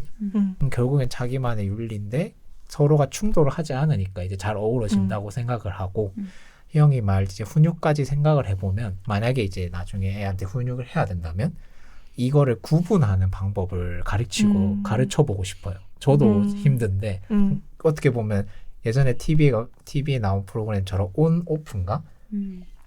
이제 사회에서는 이런 자아고 혼자 있거나 친한 사람이 될 때는 이런 자아인데 이런 경계들이 되게 모호해지면 스트레스를 엄청 많이 받는 거죠. 딱딱딱 구분되어 있어야 되는데 예를 들면 제가 이제 뭐 조금 좁혀보면 원룸에 살 때는 방이 다 화장실도 하나 다 있잖아요. 거실, 화장실, 주방 이런 있으니까 잘 때도 뭔가 단절된 느낌이 안 들었어요. 잔다는 느낌보다 저기 그냥 여기 한 공간 느낌인데 이제 이사하고 나서는 딱 단절이 돼 있으니까 잘 때 좀 편하더라고요. 여기서는 찍딱 자는 공간, 여기서는 뭐 밥 먹는 공간 이런 게 있으니까 그래서 그러니까 이 윤리들을 뭐 신성함이 또 나중에 누가 종교를 갖게 된다면 이 윤리들을 그냥 잘 이제 컨트롤할 수 있는 그 능력이 좀 중요하다고 생각이 들었어요. 희영이 말 들으면서. 그러니까 어떤 상황에 되게 유연하게 대처를 하는 게 필요한 것 같아. 그러니까 사실 너무 공동체 윤리만 따르다 보면 또 제사를 해야 될 수도 있고 그렇지만 그때 적절히 나의 선을 설정하고 아 이때는 나의 개인적 자유가 침해받는 것 같다라는 그런 보더라인을 설정하는 교육은 굉장히 중요한 것 같아요. 맞아. 근데 이게 아까 이제 훈육도 말했는데 만약에 나중에 아이가 혜영이한테 이거 왜 해야 돼요? 라고 물어보면 뭐라고 할지가 좀 궁금해요. 저도 이게 제가 부모님한테 하지만 만약에 역으로 이제 자식이 저한테 했을 때 할 말이 맞아. 없을 것 같긴 해요. 왜 고춧가루 묻히면 안 돼? 왜 고춧가루 묻히면 안 돼? 왜 안 되지? 근데 그 사실 우리가 이 바른 마음을 읽고 우리의 이성적 추론 능력이 좀 높아졌잖아요. 이런 카테고리화를 할 수 있는 이 체계화 능력이 높아졌기 때문에 설명할 수 있지 않을까요? 근데 오히려 그걸 설명하는 것도 또 막 도덕적 추론을 막 이상하게 할 수도 있지 않을까? 그러니까 우리가 이제 그걸 잘 추론해야죠. 그러니까 근데 여기에서 제가 이거를 되게 유아 교육과라서 실습을 가기 전에 고민이 너무 많았어요. 그럴 이제 것 같아. 애기들은 순수하게 왜요? 맞아. 이걸 많이 하거든요. 근데 제가 유치원에서 한번 이거 하고 이렇게 하자 했는데 어떤 아이가 왜요? 이렇게 하는 거예요. 근데 이게 너무 약간 또 화가 나는 거예요. 왜? 그러니까 제가 그게 이제 나도 합리적인 이유가 없는데 얘가 나를 공격한다? 간을 본다라고 생각을 했던 것 같아요. 근데 그럴 때는 이제 그냥 제가 교수님한테 여쭤봤는데 어른들이 모든 걸 설명할 수 없다. 그럴 때는 아이랑 같이 찾아보는 게 좋다. 그러니까, 그러게? 왜 그렇게 생각했을까? 선생님도 모르겠네. 한번 우리 같이 생각해볼까? 하면 또 아이들은 또 자기만의 추론을 많이 할 수 있게 되거든요. 그러면 그렇게 하는 교육 방법이 제일 좋지 않을까? 라는 추천을 드립니다. 근데 방금 딱 이 말을 들었는데 진짜 놀랬던 게 이게 일 같은 거 할 때도 뭔가 물어봤을 때 친절하게 말해주는 사람이 있고 좀 불친절하게 이래요 막 이렇게 하는 사람이 있고 찾아보세요 하는 사람이 있는데 이거 들으니까 대부분 친절하게 얘기해주는 사람은 자기가 아는 사람이고 불친절하게 얘기해주는 사람은 자기도 살짝 애매하니까 들키기 싫어서 네가 해봐라 막 이런 느낌이 있었던 것 같아요. 맞아요. 완전 그 약간 희영이식의 어떤 그 방법은 약간 F스러운 방법. 그러니까 이제 저는 그 과학고 영재학교 이렇게 쭉 되게 그 NT들을 되게 많이 만나요. 그러니까 저희 애들은 대부분 NT예요. 그래서 얘네들에게 뭔가를 할 때는 항상 합리적인 설명, 이성적인 추론이 사실 있어야 얘네 마음을 끌 수가 있거든요. 그러니까 이 존슨 하이트의 교수님은 이 코끼리에 대해서 굉장히 중요하게 이야기를 했지만 얘네들은 확실히 기수의 영향을 많이 받아요. 그래서 이 기수 입장에서 설명을 잘 해주면 아이들이 끌려와요. 맞아요. 그래서 뭔가 이렇게 이 체계화를 많이 배운 게 저는 많은 도움이 되었다. 저는 T이기 때문에 그런 생각을 했습니다. F면은 진짜 힘들겠네요, 선생님이. 그 과학고에 가면. 그럴 수 있죠. 그러니까 설명할 수가 없는 거죠. F 선생님들의 고통. 그렇죠. 그러니까 우리 아이들을 상대할 때, 그러니까 이 아이들과 라포를 형성하려고 하면 굉장히 이성적인 설명이 필요해요. 우리 애들은. 맞아요. 근데 이제 그게 뒷받침되지 않으면 좀 힘드실 수 있겠죠. 저도 그 학원 강사를 했을 때 저는 이제 약간 유아들을 보니까 막 사랑이 많고 이런 스타일인데 이제 중고등학교 남자애들이 그런 스타일이었는데 너무 부담스러워하고 저를 멀리하려고 그런 일화가 생각이 났네. 근데 또 오빠의 말은 약간 권위가 있잖아요. 선생님의 권위. 그래서 아이들이 그 정도면 합리적이겠다. 이런 설득이 되는 것도 어떤 권위와 복종의 관점에서 봤을 때 그러지 않을까라는 생각이 그것도 들었어요. 있을 수 있을 것 같아요. 그러니까 아이들이 물론 이제 좀 다 다르지만 권위에 대한 인정이 있는데 근데 이제 그 권위에 대한 인정이 우리 아이들은 어디서 오냐면 어떤 이 사람에게 내가 배울 점이 있는가. 그러니까 뭐 저는 지구과학을 가르치고 있으니까 저 사람이 나보다 지구과학을 잘하네. 저 사람의 수업을 들으면 내가 지구과학을 좀 더 잘 알게 되겠네. 라는 믿음과 신뢰가 없다면 그 아이들에게 권위를 줄 수가 없거든요. 그러니까 이 권위도 대단히 T적이에요. 그러니까 뭐 교사와 학생이라는 어떤 그 자리, 권위를 인정하지는 않고요. 아이들이 물론 그것도 어느 정도 있겠지만 그 기반도 있지만 그 기반보다는 뭔가 이 사람이 진짜로 선생님이다. 내가 배울 점이 있다. 라는 관점의 T적인 권위가 있고 그리고 그 권위가 서면 이제 그 다음은 이제 희영이가 말했던 대로 좀 자연스럽게 되는 것 같아요. 이게 치오빠가 말했을 때는 유아기였고 여기는 청소년기였고 좀 다르지. 성인기가 되면 또 다를 것 같다는 생각이 들거든요. 제가 한번 또 일화가 있는데 저는 약간 대학교 때까지 이제 영어를 열심히 했잖아요. 그러면 항상 영어는 논리가 중요한 언어이기 때문에 그 논리 연습을 굉장히 많이 했어요. 그러니까 내가 주장하는 바를 굉장히 설득력 있게 딱 인트로부터 시작해서 주장 하나, 둘, 세 개 결론까지 이걸 하는 걸 되게 연습을 많이 했는데 살다 보니까 그게 안 먹히는 때가 나오더라고요. 그때는 이제 정말 T랑 F처럼 안 진보랑 보수처럼 아예 그 뿌리 자체가 틀려 먹었을 때는 아무리 얘기해도 이 사람한테는 그냥 불쉿인 거예요. 그러니까 개소리인 거예요. 그래서 뭐가 문제지 생각을 하다가 이제 한번 제가 그 영어 프레젠테이션 대회를 나갔는데 이제 다문화 교육에 대해서 막 뭐 그런 이야기를 했었어요. 근데 그때도 저는 역시 어쨌든 타인을 설득해야 되고 그 반대 관점에 있는 사람을 설득하기 위한 언어를 논리를 펼쳤었거든요. 근데 그러다가 이제 미술관에 갔는데 이제 이런 헤드폰을 쓰고 다문화 가정의 엄마와 아이가 이제 그 나라의 동요를 막 부르는 그런 체험형 전시가 있었어요. 근데 그걸 딱 듣는 순간 약간 소름이 끼치면서 눈물이 약간 나는 거예요. 그걸 들으면서 나는 되게 뭔가 언어로 사람들을 설득하려고 했구나. 되게 언어로 사실 사람을 설득하기 힘드니까 더 정교해야 되고 더 날카로워야 되고 더 사람을 공격하는 언어를 많이 쓰게 되더라고요. 근데 예술은 그냥 직관이나 감정 정서를 확 여기가 머리가 아니라 정서를 탁 느끼게 불러일으키구나. 그래서 오히려 이런 도덕적 판단을 내려놓게 하고 어떤 행동이나 생각을 변화가 더 쉬울 수도 있겠다라는 생각이 들었었거든요. 근데 약간 그 코끼리를 건드리는 그런 느낌. 맞아. 그런 생각도 들었었어요. 저는 항상 그걸 믿는 것 같아요. 코끼리를 건드렸을 때 더 설득이 잘 된다. 근데 이제 어떻게 건드리느냐가 이제 좀 T나 F랑 다를 수 있는데 저는 이제 의사소통의 심리학이라는 강의를 심리학과에서도 하고 치의대에서도 한단 말이에요. 근데 완전 성향이 달라요. 심리학과랑 치의대 애들이랑. 그 치의대 애들은 왜 이런 대인관계 이런 걸 신경 써야 하지? 이거에 대한 그 필요성을 잘 못 느낀단 말이에요. 근데 제가 하는 활동 중에 하나가 뭐냐면 이제 너희가 공감받지 못했던 원했는데 받지 못했던 경험을 써서 내라.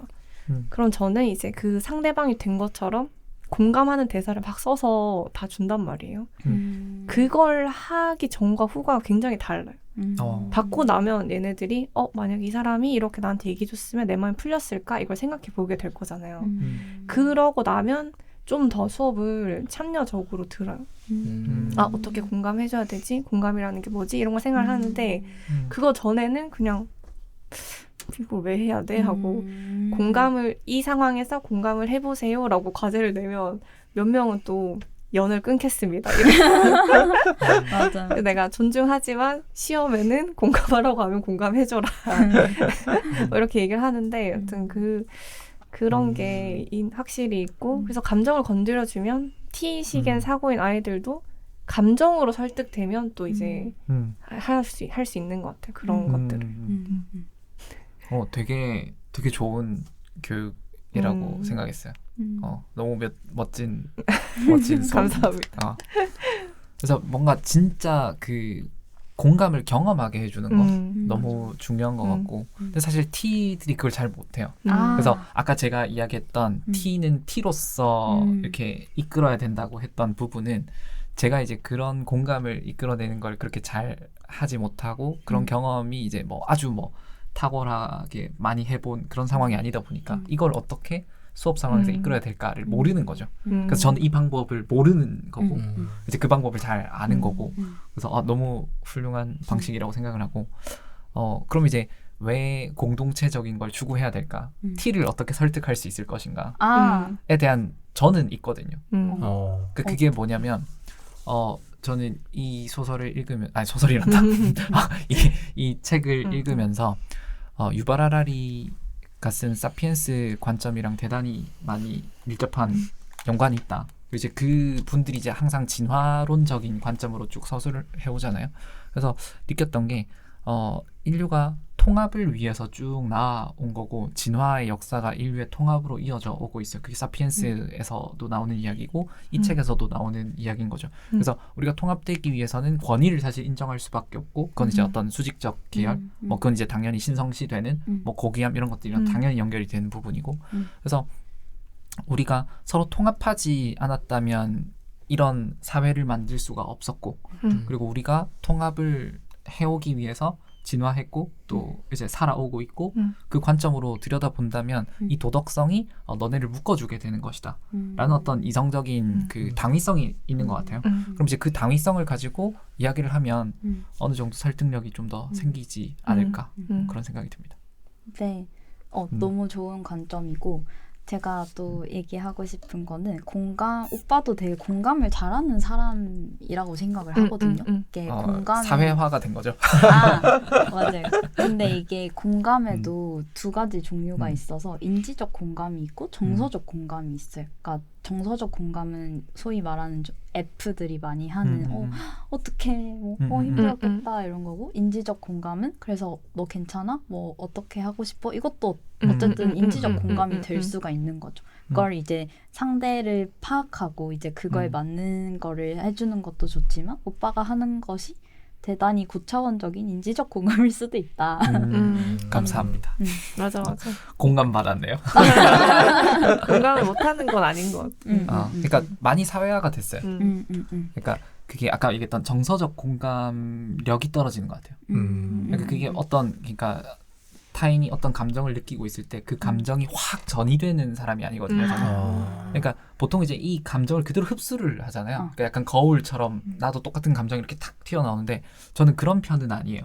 그래서 이게 난 공감 능력이 많이 떨어진다 이렇게 생각을 하면서 한편 아까 또 이성적 공감 이렇게 얘기해 주고 그거는 인지적 공감 그거는 되는 것 같아요. 사회화가 됐어요. 사회화 그거면 충분하죠. 네, 저희 조금 쉬다가 돌아왔습니다. 네, 그래서 잠깐 끊고 시작을 했는데 이런 질문으로 좀 이제 오늘의 마무리. 2부 금방 마무리 되겠지만 좀 시작해 보려고 하는데요. 이 저자가 도덕의 6가지 미각이 있다 이렇게 이야기를 하거든요. 그래서 뭐 공평성 그리고 갑자기 생각이 안 나네. 공평성, 부정. 6개요? 죄송합니다. 다시 하시죠. 경풍성, 고귀함. 괜찮아요. 좀 끊어주시고 다시 하나, 둘, 셋, 짠. 저희 다시 쉬고 돌아왔고요. 사실 NG가 한 번 나가지고 저희가 이제 도덕의 6가지 미각이 있다라고 이야기를 하잖아요.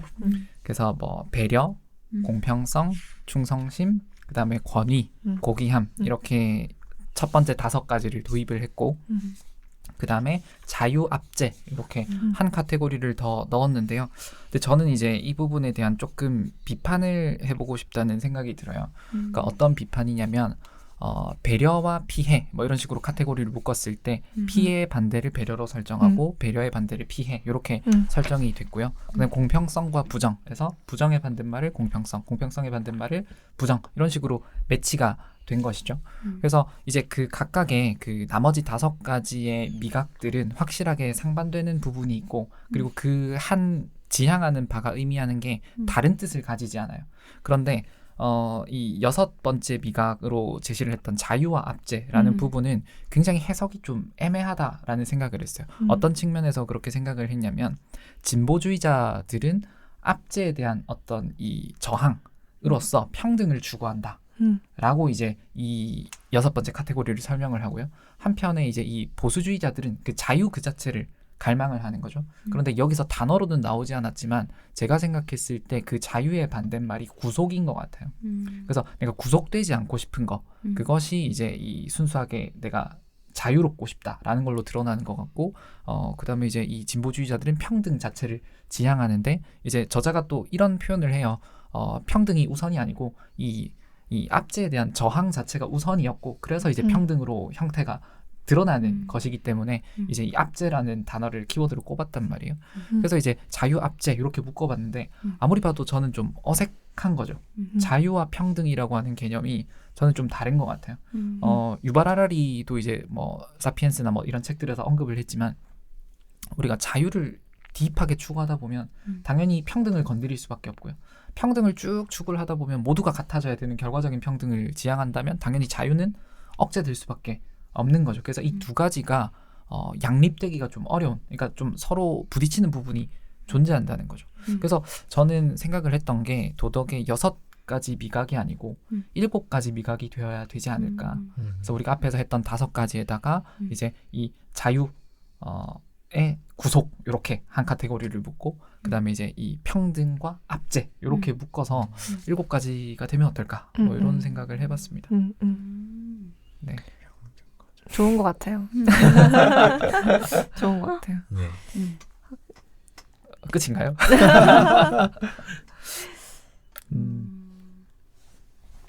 뭔가 할 말이 있으신 것 같은. 지금 어려워서 자꾸 이제 네. 돌리고 있어요.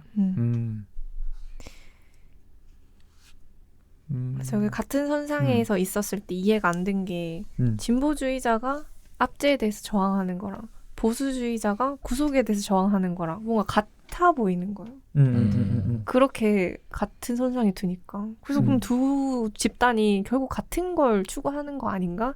라고 계속 이해하게 되었는데, 차라리 나눠서 보면은 진보주의자랑 보수주의자가 지향하는 바가 좀 다른 게 분명하게 있는 것 같아요. 근데 네. 압제랑 뭐였죠? 구속? 그 말고 압제랑 자유, 자유. 구속이랑 평등.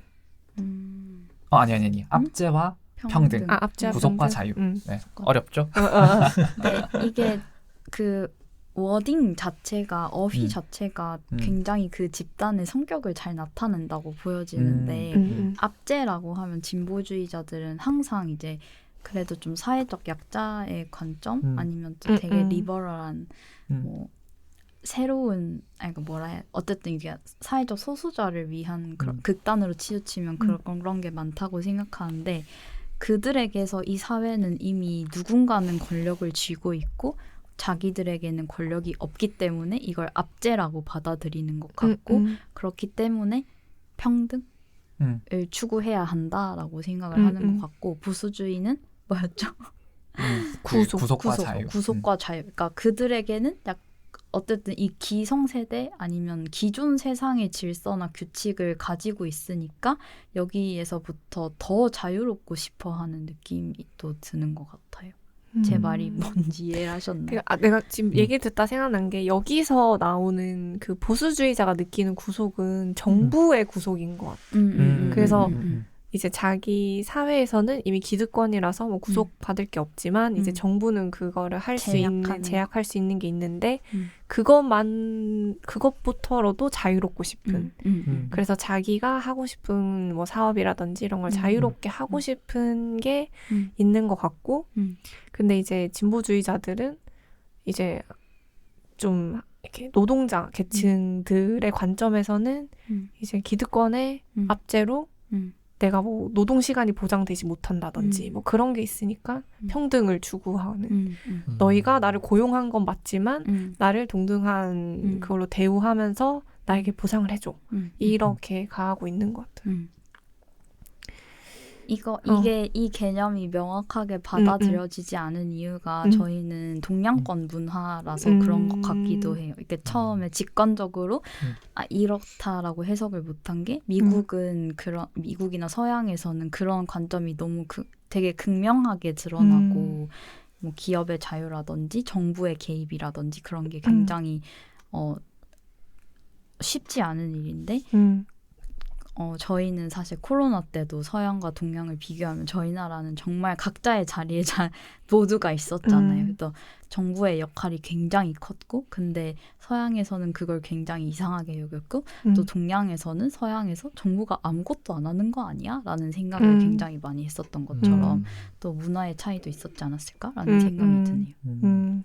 그건 맞아. 약간 자유와 구속의 관점인 것 같네요. 확실히. 네, 그건 이제 평등 압제는 또 아닌 것 같은 느낌이네요. 네. 그러니까 마스크 쓰는 네. 자유, 쓸지 말지를 자유를 달라. 이게 이제 서양권의 그거 쟁점이었잖아요. 근데 동양의 입장에서는 타인에게 피해를 주면 안 되고 내가 이제 타인에게 어떤 영향을 줄 수 있다는 그 관점 강하고 그리고 정부에 대해서 이제 우리를 이끌어주고 뭔가 도와주고 통솔해줄 거야라는 뭔가 믿음을 또 갖고 있는 게 있는 것 같아요. 그걸 해주지 않았을 때 굉장히 또 분노하기도 하고 근데 미국은 개인이 총을 들고 내 몸을 내가 지킨다 이런 주의가 강하니까 그렇게 마스크를 써 이렇게 하는 게 굉장한 구속으로 올 수도 있었을 것 같아요. 우리는 다른 대의를 위해서 구속을 참을 수 있다. 약간 이런 측면인 것 같고요.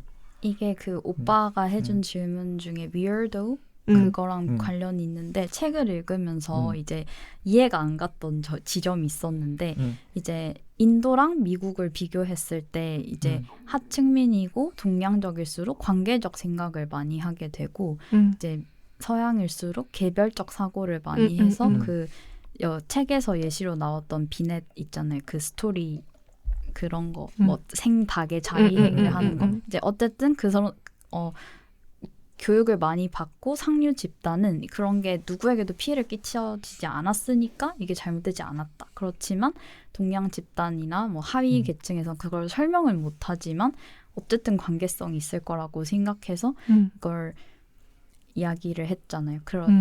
근데 이제 의문이 들었던 게 그럼 나도 나름 교육을 많이 받고 그렇게 했는데 나는 어떤 생각을 가졌지? 그렇게 보니까 어쨌든 저도 약간 동양 문화권에 있으니까 관계적인 사고를 하게 되는 것 같은 거예요. 또 요즘에 한국 사회가 굉장히 개인주의를 넘어서 이기주의로 가고 있잖아요. 그런 식에서 그런 맥락에서 어떤 행위가 이제 타인에게 피해가 끼치지 않는다고 해서 이것이 과연 도덕적인가 윤리적인가 이런 생각도 굉장히 많이 해봤던 것 같아요. 그래서 이 책에서도 그 피해자의 원리로만 도덕이 설명되지 않는다. 왜냐하면 그 생닭으로 자위를 하는 거 그 사람이 그냥 혼자 한 거고 사실 우리한테 아무런 영향을 주지 않고 말 안 했으면 몰랐을 일인데 그럼에도 불구하고 그걸 알았을 때 불쾌감이 느껴지는 건 이제 우린 좀 관계적인 문화권에 있는 것 같아요. 그래서 어떤 게 이기적이다라고 해석하는 것도 사실은 우리가 관계적인 거 엄청 중요하게 생각을 하니까 그게 다르게 보이는 것 같아요. 쟤는 왜 이걸 신경을 안 쓰고 저런 식으로 행동을 하지? 이렇게 생각을 하는 것 같아요.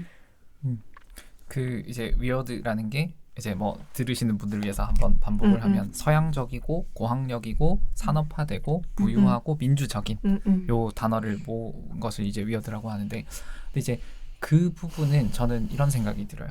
그러니까 이때까지 서구권에서 서양 철학을 놓고 봤을 때 이 저자도 사실 처음부터 설명하는 게 도덕이 공평성과 배려 이 피해의 차원으로만 설명되는 것은 아니다라고 이야기를 하잖아요. 그러니까 과거의 서양 철학이 계속 그 부분에 어떤 합리성이라고 표현했던 부분들이 다 그쪽을 지향하고 있었던 것 같아요. 그래서 어떤 고학력자들일수록 좀 더 이제 그런 경향성이 있다라는 걸 놓고 봤을 때 고학력자들은 당연히 다양한 것들을 학습을 했을 텐데 그 학습의 토대 자체가 그냥 공평성과 피해 차원으로 도덕성을 설명하는 그런 것들이 만연해 있는 철학 안에서 학습을 해왔던 거죠. 그러니까 그쪽으로 좀 더 치우쳐 있었던 것 같아요. 그래서 이제 그런 측면에서 저자도 이제 이 합리주의자들을 비판하는 영역이 있는 것 같은데 저는 이제 이런 이제 조너선 하이트 같은 이 뭐 심리학자, 뭐 또 마이클 샌델 같은 철학자, 뭐 이런 분들이 이제 서양 철학의 기존의 그 분야를 좀 넘어서서 동양권의 사상들을 좀 흡수하려고 하는 시도들을 많이 하고 계신 것 같고, 근데 이제 사실 그런 것들로 학문과 이론적 토대를 닦아 나가고 있잖아요. 이제 그것이 또 새로운 합리성의 잣대, 척도가 되겠죠. 그러면 이제 우리가 그런 그 관점 아래에서 교육 수준이 올라가면 우리의 도덕성이 조금 그 코끼리가 방향성을 또 틀 수 있는 게 아닐까 이런 생각이 듭니다. 네. 약간 또 약간 부산의 느낌과 서울의 느낌이 저는 굉장히 좀 개인적으로 다른 것 같아요. 일단 서울은 너무 과밀하고 너무 개인적이고 그 보더라인, 그러니까 지하철에서 누가 이제 이제 부딪히고 이제 신체적 접촉이 진짜 너무 싫어하더라고요, 다들. 그러니까 과밀하니까. 근데 어제 이제 미국 친구랑 같이 부산 지하철을 탔는데 너무 이제, 그러니까 서울은 어쩔 수 없이 싫어하면서도 이제 붙어 있어야 되지만 부산에서는 너무 그게 당연하듯이 나의 영역을 침범하는 게 굉장히 많더라고요. 그래서 제가 이런 얘기를 왜 했는지 모르겠지만 지역마다도 차이가 있고 문화마도 맞아. 굉장히 차이가 있다라는 게 확 체감이 됐었던 것 같아요. 저 갑자기 그 말하고 싶은 게 생겼는데 이제 뭐 미국이라든지 어떤 서양권 뭐 캐나다라든지 이런 데를 가면 우리가 그 실제로 경험하게 되는 게, 우리가 횡단보도 근처에만 보행자가 있어도 저 앞에서 뭐 한 20m 앞에서 차가 서요. 그러니까 뭐 10m 뭐 수준일 수도 있고 그보다 훨씬 더 멀 수도 있고 체감은 20m 같았어요. 그러니까 굉장히 멀리서 차가 서고 아직 건너지도 않았어요. 전 인도에 이제 양발이 다 있는데 그래서 이제 뭔가 되게 민망해서 빠르게 거의 뛰다시피 건너서 이 차가 출발할 수 있게끔 해주게 했던 경험들이 이제 미국에 한번 갔을 때 그런 경험들을 느꼈는데 우리나라엔 그런 문화가 전혀 없잖아요. 근데 그게 어떤 문화가 좋고 나쁨을 떠나서 과밀함이 달라요. 그러니까 맞아. 서울은 너무 과밀하기 때문에 만약에 횡단보도 근처에 보행자가 있을 때 차가 멈추잖아요. 그러면 그 차는 영원히 갈 수 없어요. 그러니까 뭐 새벽이 될 때까지 기다리는 거죠. 뭐 이제 한 13시간 기다리면 갈 수 있겠네요. 그러니까 그런 상황이니까 우리는 당연히 그런 교통 문화가 발전할 수가 없는 거죠. 물론 이제 뭐 인구가 좀 과밀하지 않은 지역에서는 조금 그런 문화가 개선될 여지는 있겠지만 맞아. 사실 우리가 한 땅으로 묶여 있는데 그 사람들이 교류를 하는데 그게 쉽게 자리를 잡겠느냐 하면 좀 다른 부분인 것 같아요. 그리고 확실히 서울은 과밀하니까 내가 먼저 내 이득을 챙기지 않으면 빼앗길 위험이 너무 큰 맞아. 거예요. 그래서 도로도 보면 오히려 서울이 더 끼어들기도 진짜 많이 하고 차선 변경도 진짜 위험하고 그렇거든요. 부산에서는 오히려 좀 더 괜찮은? 그래서 서울은 왜 이럴까 생각했는데 사람이 너무 많고 지금 이런 식으로 살아가지 않으면 자신의 이득을 챙기기 너무 힘든 환경인 것 같다라는 생각을 좀 많이 들었어요.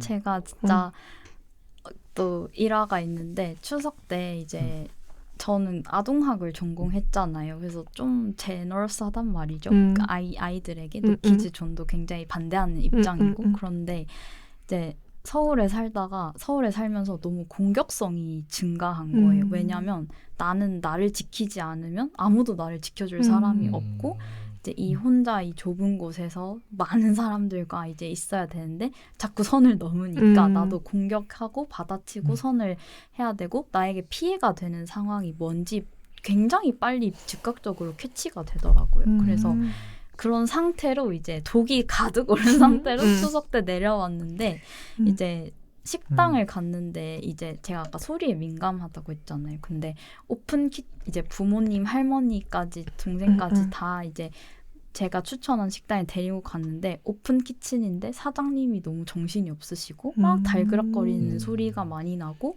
약간 조금 위생적이지 않고 근데 이제 그래서 다들 약간 조금씩 예민해져가고 있는 상황에서 저쪽 테이블에서 아이가 이제 2살, 3살 정도 된 아이가 목소리 조절이 안 되게 너무 목소리가 큰 거예요. 울거나 그러진 않는데 막 이제 이거 했어, 이거 맛있어 엄청 너무 하이톤으로 큰 소리가 나서 너무 화가 나는 거예요.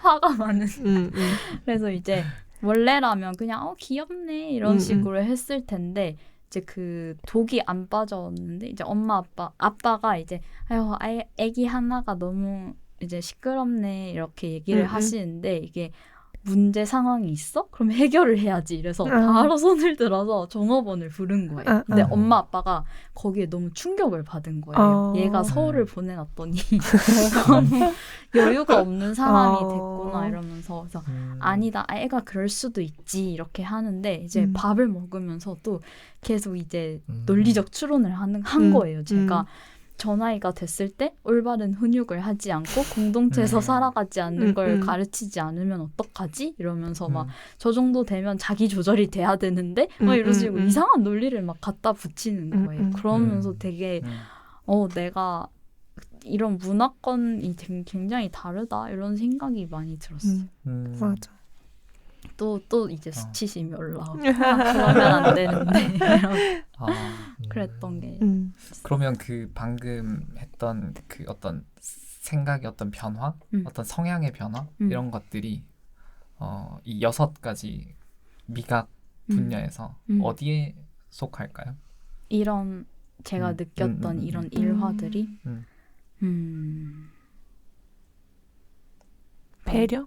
피해? 배려 피해. 어떤 것 같고 그러니까 어떻게 보면 더 극단적으로 가면 자유압제일 수도 있을 것 같아. 그러니까 나는 저 아이가 애들이 시끄러워서 나만의 자유를 갖고 싶고 노키즈 존에 가고 싶은데 이제 어떤 반대 입장들은 계속 노키즈 존 반대를 한다. 그럼 너가 뭔데 나의 그 평화로울 자유를 억압하는데 이럴 수도 있을 것 같다는 이중적인 교차선이 있는 것 같아요. 맞아.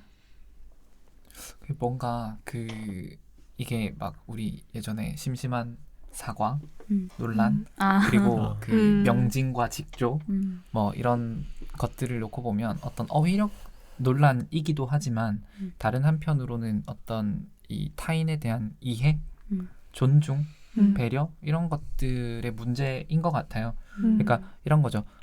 이 사람이 심심한 사과라고 표현했을 때 내가 모르는 단어를 썼을 리 없을 것이고 그리고 내가 생각하는 이 심심하다는 단어를 여기에 썼으니 저 사람은 나쁜 사람이야 라는 어떤 기본적인 전제를 가지고 바라보니까 되게 이제 그 상황이 이상해 보이는 상황이 있는 것이고 그리고 뭔가 저 사람은 자기의 우울성을 드러내고 타인을 깔보기 위해서 저렇게 뭐 평상시에 전혀 쓰지도 않는 명징과 직조라는 어려운 단어를 쓰는구나 저 나쁜 사람이야 저 아주 싸가지 없는 사람이야 뭐 이렇게 되는 측면이 있는 것 같아요. 근데 이제 그게 그 어떤 배려의 관점에서 아까 뭔가 좀 각박해지고 뭐 속된 말로 깍쟁이스러워지고 뭐 그런 측면이 영향이 많이 있지 않은가 그런 생각이 드네요. 네, 약간 인류애가 사라져가고 어떡해.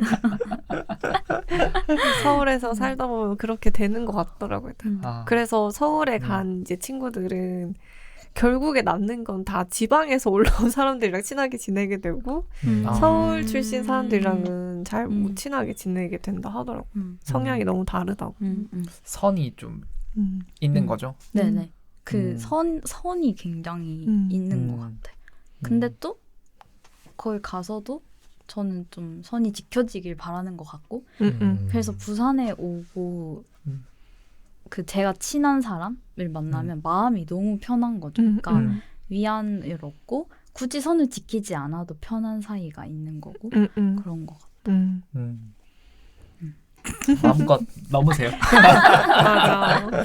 자주 부산에 와야겠다. 좀 힐링한 맞아요. 시간이 되었기를.